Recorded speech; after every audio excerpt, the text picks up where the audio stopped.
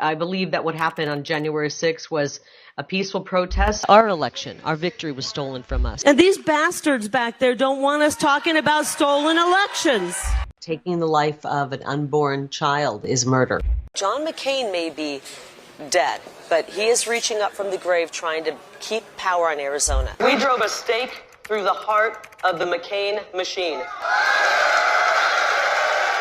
With just over 3 weeks until Election Day, early voting has already begun in a number of states. And in one of those states, Arizona, the polls for early voting actually opened up yesterday. So as of right now, if you're in Arizona, you can and you very much should go and vote to stop her from, well, he can get into office, not her. And also would love Donald Trump to not win the state. But anyway, those two Senate candidates that you saw actually decided to have their first and perhaps only debate on the first day of that early voting. And they really got into it. It has been a contentious candidate election at times. Obviously, it's going to be, you've got Kari Lake there. And it very quickly veered into territory that I think me and a lot of people, it sort of reminded us of the VP debate. Take a look. She's in denial about climate change, but we should not be surprised by that. She's still in denial about the 2022 election. And now I give you 1 minute. You have 1 minute. Will you finally tell the people of Arizona, did you win or lose that election? Can I talk about water really quickly? Because I'm going to give you 30 seconds to respond, and please talk about water. 30 seconds, also talk about water separately? We're running out of time, so 30 seconds. Let's talk about water.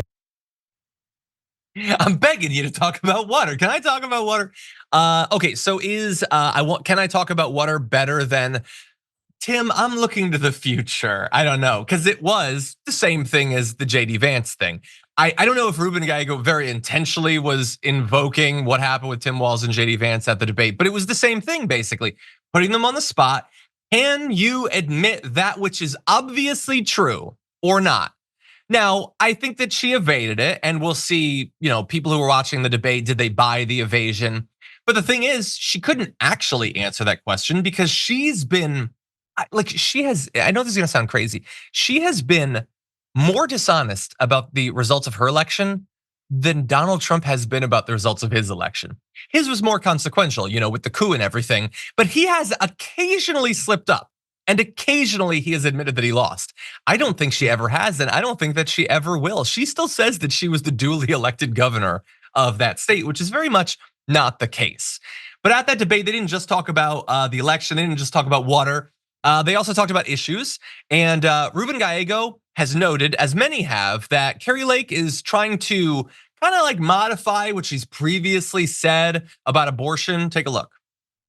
This is a person who only 2 years ago, actually less than 2 years ago, said the 1864 territorial law, a law that said if you were an abortion provider, it was a mandatory 2-year sentence, and it had no exceptions for rape or incest, was a great law. She said it was a great law.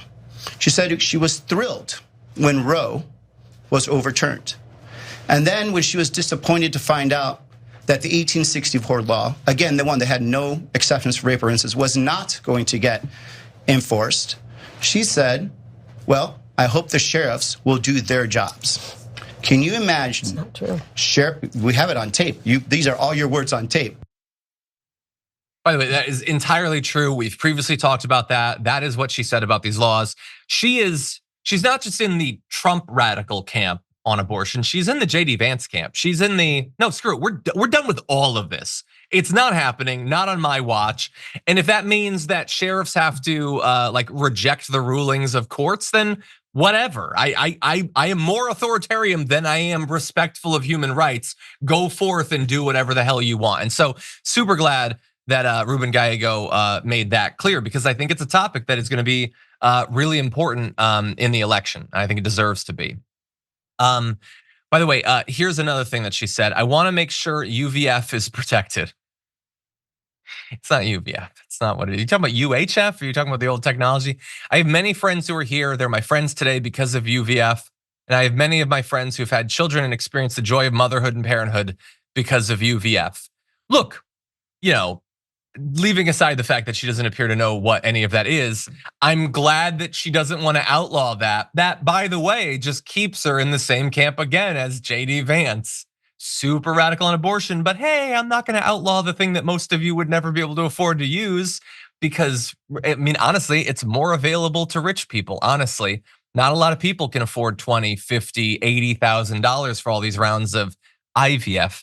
Kari Lake.